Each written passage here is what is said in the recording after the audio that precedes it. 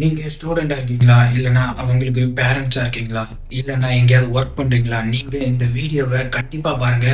உங்களுக்கு ரொம்ப யூஸ்ஃபுல்லா இருக்கும். தன்னுடைய ஸ்கூல்ல ஒர்க் பண்ண டீச்சரையே கொலை பண்ணியிருக்காரு ஸ்கூல் ஓனர்.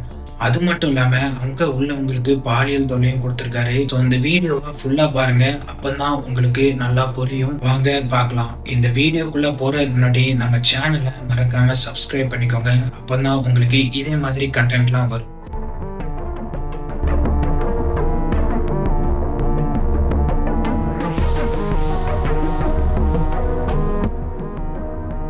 மமிதா மேதர். இவங்க ஒடிசால சார்னி அப்படிங்கிற கிராமத்துல வசிச்சுட்டு வராங்க. இவங்க இவங்க படிச்ச ஸ்கூல்லயே டீச்சரா ஒர்க் பண்ணிட்டு வந்திருக்காங்க. இவங்க ஒர்க் பண்ணிட்டு இருக்க ஸ்கூலுக்கும் வீட்டுக்கும் 55 கிலோமீட்டர். ஸோ இவங்களால அங்கிருந்து வீட்டுக்கும் அங்கேயும் டிராவல் பண்ணி போக முடியல. ஸோ இவங்க என்ன பண்றாங்க அப்படின்னா ஸ்கூல்லயே கொடுத்த ஹாஸ்டல்ல அங்கேயே இருந்து இவங்க ஒர்க் பண்ணிட்டு வராங்க. வாரத்துக்கு ஒரு நாள் வீட்டுக்கு போயிட்டு வருவாங்களாம். ஸோ எங்க லைஃப் இப்படியே போயிட்டு இருந்திருக்கு. 2020ல எல்லாத்துக்கும் தெரிஞ்சதுதான் கொரோனா வந்துச்சு. கொரோனானால எல்லாத்தையுமே மூடுனாங்க. எல்லா ஸ்கூல்லையும் மூடுனாங்க. இவங்க ஒர்க் பண்ண ஸ்கூலையும் மூடுறாங்க. ஸோ இவங்க வீட்டுக்கு போயிடுறாங்க. வீட்டுல போய் இருக்கிறாங்க. ரொம்ப நாளா ஸ்கூல் ஓப்பன் ஆகல. 1 இயர் அப்படியே போயிடுது. 2021ல தான் கொரோனா குறைஞ்ச நேரம். அப்போ என்ன பண்றாங்க அப்படின்னா ஸ்கூலை ரீஓப்பன் பண்ண போறதா சொல்றாங்க. ஸோ ஸ்கூலை ரீஓப்பன் பண்ணனாலே உங்களுக்கு தெரிஞ்சதுதான் ரொம்ப அதிகமா ஒர்க் இருக்கும். அங்க பேப்பர் ஒர்க் மட்டும் இல்லாம ஸ்கூல்ல எல்லாமே செக் பண்ண வேண்டியது இருக்கும். அங்க எல்லாமே சரியா தான் இருக்குதா, அங்க எல்லாமே சேஃப்டியா இருக்குதா அப்படின்னு பார்ப்பாங்க. அது மட்டும் இல்லாம எல்லா இடத்துலயும் ஃபேன் ஒர்க் ஆகுதா எல்லாமே பார்க்க வேண்டியது அவங்களுடைய ஒர்க்கா தான் இருக்கும். ஸோ இவங்கள அடிக்கடி முன்னோட்டியே வர சொல்றாங்க. ஸ்கூல்ல இருந்து மீட்டிங்கா வைக்கிறாங்க. ஸோ இவங்க அடிக்கடி வீட்டுல சொல்லிட்டு போயிருவாங்களாம். இங்க ஸ்கூல்ல மீட்டிங் இருக்கு. ஸோ நான் போயிட்டு வந்துடுறேம்மா அப்படின்னு சொல்லிட்டு போவாங்களாம். அப்படிதான் ஒரு நாள் இவங்க ஸ்கூல் மீட்டிங் சொல்லிட்டு அம்மாட்ட சொல்லிட்டு போறாங்க. போனவங்க அன்னைக்கு திரும்பி வரவே இல்லை. ஸோ இவங்க வீட்டுல என்ன சொல்லியிருக்காங்க, நான் போயிட்டு திரும்ப வந்துருவேம்மா அப்படின்னு சொல்லியிருக்காங்க. ஸோ பேரண்ட்ஸ் என்ன பண்றாங்க அப்படின்னா அவங்களுக்கு கால் பண்ணி பாக்குறாங்க. பட் கால் போகவே மாட்டேங்குது. ஸோ இவங்க என்ன பண்றாங்க அப்படின்னா அடுத்த நாள் வரைக்கும் வெயிட் பண்றாங்க. அதுக்கு அடுத்த நாள் அங்க ஸ்கூல்ல போய் கேட்க போறாங்க. ஸ்கூல்ல போய் கேட்கும்போது நேத்து இப்படி மீட்டிங் நடக்கவே இல்லையம்மா அப்படின்னு அங்க உள்ளவங்க சொல்றாங்க. ஸோ இவங்க என்ன பண்றாங்க அப்படின்னா உடனே அங்க இருந்து நேரா இவங்க தங்கி இருந்த ஹாஸ்டல் நோக்கி போறாங்க. ஒருவேளை அங்க இருக்கலாமோ அப்படின்னு சொல்லிட்டு அங்க போய் பாக்குறாங்க. பட் அங்க போய் பார்க்கும்போதும் மமிதா அங்க இல்ல. ஸோ இவங்க அங்க இருந்து உடனே என்ன பண்றாங்க அப்படின்னா நேரா போலீஸ் ஸ்டேஷனுக்கு தான் போறாங்க. போலீஸ் ஸ்டேஷன்ல போய் என் பொண்ணு இப்படி மீட்டிங்னு சொல்லிட்டு போனாங்க. பட் திரும்ப வரவே இல்லை அப்படின்னு சொல்றாங்க. ஸோ போலீஸ்காரங்க என்ன பண்றாங்க அப்படின்னா ஸ்கூல்ல போய் விசாரிக்கிறாங்க. ஸ்கூல்ல போய் விசாரிக்கும் போது அவங்க சொல்றாங்க நேத்து நாங்க மீட்டிங் வைக்கவே இல்லை அப்படின்னு சொல்றாங்க. ஸோ உடனே போலீஸ்காரங்க இவங்ககிட்ட கேட்குறாங்க, அவங்க வேற என்னெல்லாம் உங்ககிட்ட சொல்லிட்டு போனாங்க அப்படின்னு மமிதாவோட பேரண்ட்ஸ் கிட்ட கேட்குறாங்க. ஸோ அவங்க என்ன சொல்றாங்க, என் பொண்ணு கோவிந்த சாகு அப்படிங்கிறவர் சொல்லி தான் கூப்பிட்டதா சொல்லி அவ போனா. அதாவது கோவிந்த சாகு அப்படிங்கிறது யாரு அப்படின்னா அந்த ஸ்கூலோட ஓனர். அது மட்டும் இல்லாம அவர் காலேஜும் நடத்துறாரு. அங்கேயே பெரிய தலைகட்டு. அதாவது அவர் ஹோம் மினிஸ்டருக்குலாம் ரொம்ப நெருங்கியவர். ஸோ போலீஸ்காரங்க என்ன பண்றாங்க, அவர் மேல கேஸ் எடுக்கிறதுக்கோ அவரை போய் விசாரிக்க போறதுக்கோ தயங்குறாங்க. ஸோ போலீஸ்காரங்க இந்த கேஸை அப்படியே கிடப்புல போட்டுறாங்க. உடனே அவங்க அம்மா அப்பா என்ன பண்றாங்க அப்படின்னா இந்த விஷயத்த சோசியல் மீடியால சொல்ல ஆரம்பிக்கிறாங்க. சோசியல் மீடியால இவங்க சொல்லும் போது இந்த வீடியோ வைரலா போயிருது. ஸோ உடனே போலீஸ்காரங்களுக்கு ப்ரெஷர் போடுறாங்க. அது மட்டும் இல்லாம எதிர்கட்சிக்காரங்களும் இந்த கேஸை பத்தி சோசியல் மீடியால அதிகமா போடும்போது இந்த கேஸ் போலீஸ்காரங்களுக்கு கூட கொஞ்சம் ப்ரெஷரை கொடுக்கு. ஸோ இவங்க என்ன பண்றாங்க அப்படின்னா வேற வழியே இல்லாம அவரை அரெஸ்ட் பண்றாங்க. கோவிந்த சாகுவை அரெஸ்ட் பண்ணி போலீஸ்காரங்க உள்ள தூக்கி வைக்கிறாங்க. உள்ள தூக்கி வச்சு அவரை விசாரிக்க கூட செய்யல. அன்னைக்கு நைட்டு கரெக்டா 12 மணிக்கு கரெக்டா கரண்ட் போயிருது. அதாவது போலீஸ் ஸ்டேஷன் சுத்தி உள்ள ஏரியால எல்லா இடத்துலயும் கரண்ட் போயிருது. கரண்ட் போயிட்டு திரும்ப ஒரு 1 ஹவர் கழிச்சு தான் வந்திருக்கு. 1 ஹவர் கழிச்சு வரும்போது அங்க கோவிந்த சாகு இல்லை. ஸோ இதை பத்தி நீங்க என்ன நினைக்கிறீங்க அப்படிங்கிறத கமெண்ட் பண்ணுங்க. அதாவது இவர் தானாவே தப்பிச்சு போக முடியுமா? அதுவோ இந்த 2021ல தப்பிச்சு போக முடியுமா அப்படிங்கிறத கமெண்ட் பண்ணுங்க. அதாவது எனக்கு தெரிஞ்சு கண்டிப்பா போலீஸ்காரங்க இதுல உதவாம இருக்கவே முடியாது. ஏன்னா இப்போ உள்ள ஜெயில்லாம் ரொம்ப ஸ்ட்ராங்காவும், அதுவும் எல்லா இடத்துலயும் சிசிடிவி கேமராவும் வச்சிருக்காங்க. ஸோ அவ்வளோ ஈஸியாலாம் தப்பிச்சு போக முடியாது. போலீஸ் ஸ்டேஷன்ல 24 ஹவர்ஸ் இருப்பாங்க போலீஸ். ஸோ எப்படி தப்பிச்சு போக முடியும் அப்படிங்கிறத கண்டிப்பா நீங்க இதை பத்தி சொல்லுங்க. உங்களுக்கு என்ன தோணுதோ அதை சொல்லுங்க. ஸோ இப்படி இவர் தப்பிச்சு ஈஸியா போயிட்டாரு. ஸோ உடனே எதிர்க்கட்சிக்காரங்க ரொம்ப அளவுக்கு அதிகமா பேச ஆரம்பிக்கிறாங்க. அது மட்டும் இல்லாம இறங்கி போராடவும் ஆரம்பிக்கிறாங்க. ஒரு அரசியல் கட்சி கூட தொடர்பு இருந்தா இப்படி ஈஸியா ஒரு குற்றவாளியை தப்பிக்க விடுவீங்களா அப்படின்னு எதிர்கட்சிக்காரங்க சரமாரியா கேக்குறாங்க. அதுவும் ஹோம் மினிஸ்டருக்கு நண்பனா இருந்தா அவ்வளவு ஈஸியா தப்பிக்க விட்டுருவீங்களா அப்படின்னு எல்லாருமே கேக்குறாங்க. அது மட்டும் இல்லாம பொதுமக்களும் இந்த கேஸை பத்தி ரொம்ப பரபரப்பா பேச ஆரம்பிக்கிறாங்க, போராட்டமும் பண்றாங்க. பட் அப்புறம் அவங்க போலீஸ்காரங்க என்ன சொல்றாங்க அப்படின்னா, நாங்க அவரை தேடிட்டு இருக்கோம், பட் எங்களால கண்டுபிடிக்க முடியல, அவர் எங்கேயோ போயிட்டாரு அப்படிங்கிற மாதிரி சொல்றாங்க. ஸோ கொஞ்சம் நாங்கள் ஒரு 2 நாள் போனதுக்கு அப்புறம் அவருடைய காலேஜ்ல, அதாவது இந்த கோவிந்த சாகு காலேஜ்ல ஒரு பிணம் கிடைக்கி. அதாவது பில்டிங்காக தோண்டும் போது அங்க ஒரு பிணம் பாதி அழுகிய நிலையிலையும் பாதி எரிஞ்ச நிலையிலையும் இருக்கு. அதாவது மூச்சு பாதி எரிஞ்சிருக்கு. ஸோ உடனே போலீஸ்காரங்க அங்க ஸ்பாட்டுக்கு போறாங்க. பக்கத்திலேயே அந்த பிள்ளையோட சில திங்ஸ் எல்லாம் இருக்கு. ஸோ உடனே போலீஸ்காரங்க இந்த மமிதாவோட பேரண்ட்ஸை கூப்பிடுறாங்க. கூப்பிட்டு இந்த திங்ஸை பார்க்க சொல்றாங்க. பார்க்கும்போது ஐயோ இது என்னுடைய பொண்ணோட தான் அப்படின்னு அவர் அப்பா கதறி அழுறாரு. போலீஸ்காரங்க இந்த சடலத்தை உடனே பிரேத பரிசோதனைக்கு அனுப்பி வைக்கிறாங்க. அது மட்டும் இல்லாம டிஎன்ஏ டெஸ்ட் எடுக்கிறாங்க.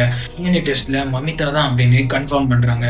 ஸோ உடனே பேரண்ட்ஸும் சரி, அவங்க வீட்டில் உள்ளவங்களும் சரி, எல்லாரும் போராட்டம் பண்ண ஆரம்பிக்கிறாங்க. அவங்களுக்கு சப்போர்ட்டா எதிர்கட்சிக்காரங்களும் ரொம்ப அளவுக்கு அதிகமா போராட்டம் பண்றாங்க.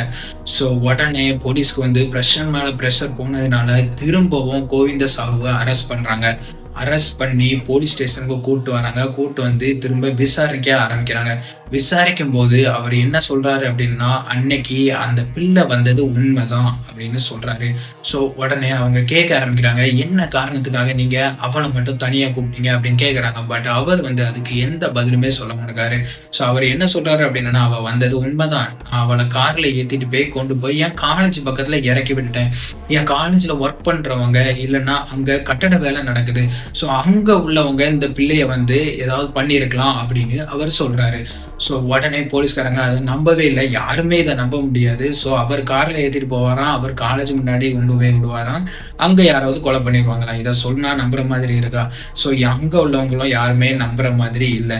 ஸோ இவர் எதுவுமே சொல்லாததுனால இவங்க இன்னொன்னு யோசிக்கிறாங்க. அதாவது இதை இவர் மட்டும் பண்ணியிருக்க கண்டிப்பா வாய்ப்பு இல்லை அப்படின்னு சொல்லி ஒவ்வொருத்தரையா விசாரிக்க ஆரம்பிக்கிறாங்க.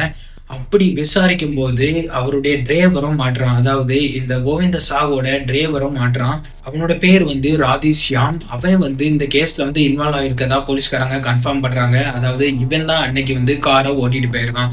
ஸோ அவனை பிடிச்சி போலீஸ்காரங்க விசாரணைக்குள்ள கொண்டு வராங்க. அவன்கிட்ட போலீஸ்காரங்க விசாரிக்கிற முறையில விசாரிக்கும் போது அவன் ஒவ்வொன்றா சொல்ல ஆரம்பிக்கிறான். அதாவது அன்னைக்கு என்ன நடந்துச்சு அப்படின்னா, அந்த பிள்ளை மமிதா மீட்டிங் சொன்ன உடனே அவ அங்க வந்திருக்கா. வந்த பிள்ளை ஸ்கூல் மீட்டிங் ஹாலுக்கு போயிருக்கா. மீட்டிங் ஹால்ல யாருமே இல்லை.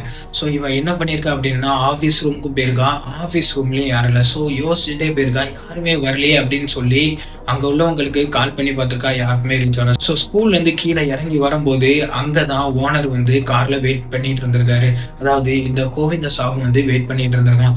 வெயிட் பண்ணிட்டு இருக்கும்போது இவன் பக்கத்துல போய் கேட்கிறா, சார் யாருமே வரலையே மீட்டிங்கு அப்படின்னு சொல்லும்போது, மீட்டிங் இங்க நடக்கலாமா, காலேஜ்ல நடக்குது, மாத்தி வச்சுட்டோம் அப்படின்னு சொல்லி அவளை உள்ள கூப்பிடுறாரு. ஸோ இந்த பிள்ளை அதை நம்பி அவர் கூட கார்ல ஏறிடுறா. ஏறின பிள்ளைய இவர் என்ன பண்றாரு அப்படின்னா, போகிற வழியில கழுத்தை நெரிச்சு கொலை பண்றாரு.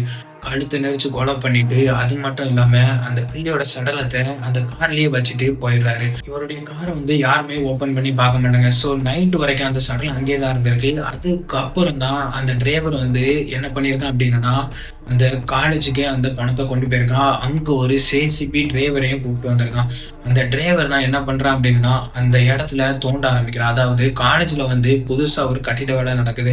ஸோ அங்க தோண்ட ஆரம்பிக்கிறான். தோண்டி இந்த பணத்தை உள்ள போட்டுட்டு எரிச்சம் விடுறான். பெட்ரோல் ஊத்தி அந்த பணத்தை உள்ள வச்சு எரிக்கிறாங்க. எரிச்சிட்டு பாதி எரிஞ்ச நிலையிலேயே இவன் மண்ணை போட்டு மூடிடுறாங்க.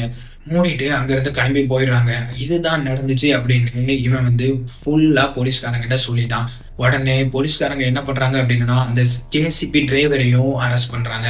அரெஸ்ட் பண்ணது மட்டும் இல்லாம அவன்கிட்டையும் இதுதான் நடந்துச்சா அப்படின்னு சொல்லி விசாரிக்க ஆரம்பிக்கிறாங்க.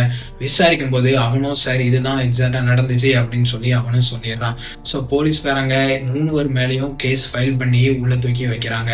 எல்லா கொலைக்கு பின்னாடியும் கண்டிப்பா ஒரு மோட்டிவ் இருக்கும். எதுக்கு இவர் அந்த பிள்ளைய கொலை பண்ணாரு அப்படின்னு கடைசி வரைக்கும் அவர் சொல்லாமே இருந்துட்டாரு. பட் போலீஸோட ஃபர்ஸ்ட் தேரி என்ன அப்படின்னா, இந்த கோவிந்த சாகு அங்க படிக்கிற பிள்ளைகிட்ட எல்லாம் தப்பா நடந்துப்பாரா. அதாவது ஆபீஸ் ரூம் இவருக்குன்னு தனியாவே அங்க வச்சிருக்காரா.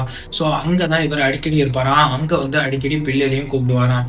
ஸோ இப்படி இருக்க இந்த விஷயம் இவாளுக்கு நமிதாக்கு தெரிஞ்சிருக்கலாம். ஸோ இதை இவா வெளியே சொல்லிடுவேன் அப்படின்னு சொல்லியிருக்கலாம். ஸோ அதனாலதான் இவர் கொலை பண்ணிட்டாரு அப்படின்னு ஃபர்ஸ்ட் தேரி சொல்றாங்க. ரெண்டாவது என்ன அப்படின்னா, இவர் மட்டும் இந்த பிள்ளைகிட்ட தப்பா நடக்கல. இவர் மினிஸ்டர் கூட எல்லாம் சம்பந்தம் இருக்கிறதுனால அடிக்கடி அங்க அரசியல்வாதிகளும் வருவாங்களாம். நைட் டைம் அங்க ஹாஸ்டல்லயும் தங்கி இருக்க பிள்ளைகிட்டையும் இங்கேயும் இவங்க யாரையாவது கூப்பிட்டு விடுவாங்களாம்.